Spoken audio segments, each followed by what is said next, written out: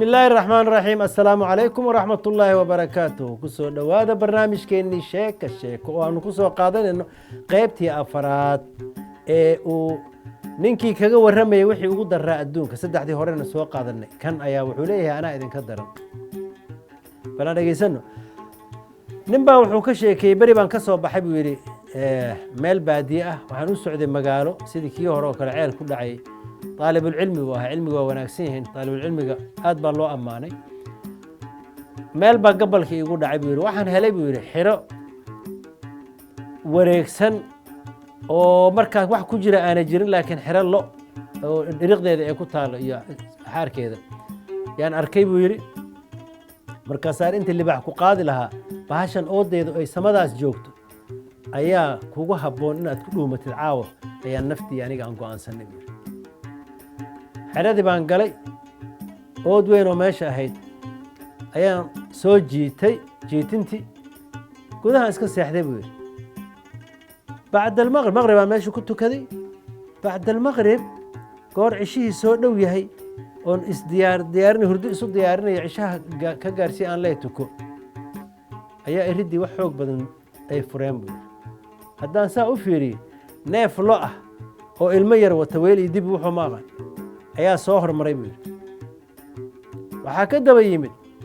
balaayo dheer oo madaxeeda daruurahaas inuu galay aad moodid oo xoog iyo dufta ku taal aad yaabaysid illa waa cirfiit min aljin markaan arkay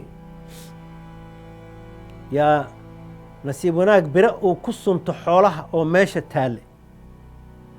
xerada dhexdeed aan ka helay yaan qaaday buu yiri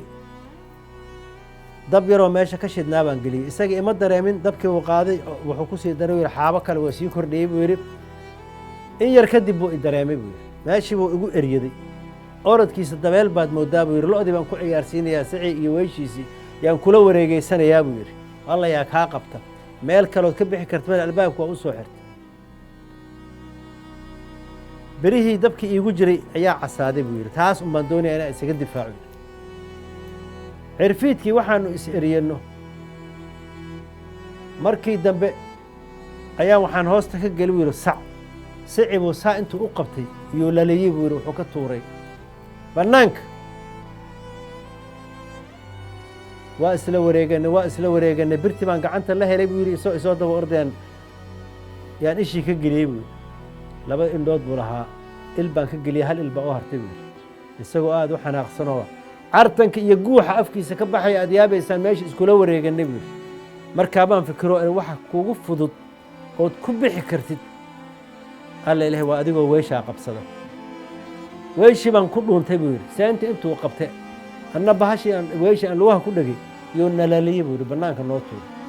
waxaan nasiib wanaag ahayd markaan dibadda u baxnay in kurtun saa u soo taagan ay weeshi caloosheeda uu ku baagmay oo anoo arkay qorigii halka ka soo baxay anigana waxba ima gaarsiin ilaahay waa badbaadi